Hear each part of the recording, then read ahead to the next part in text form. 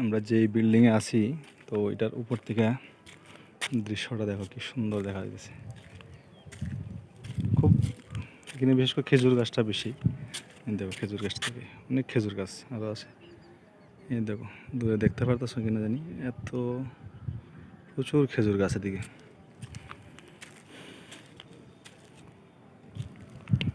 এটা উপরের থেকে দৃশ্যটা কি সুন্দর লাগতেছে।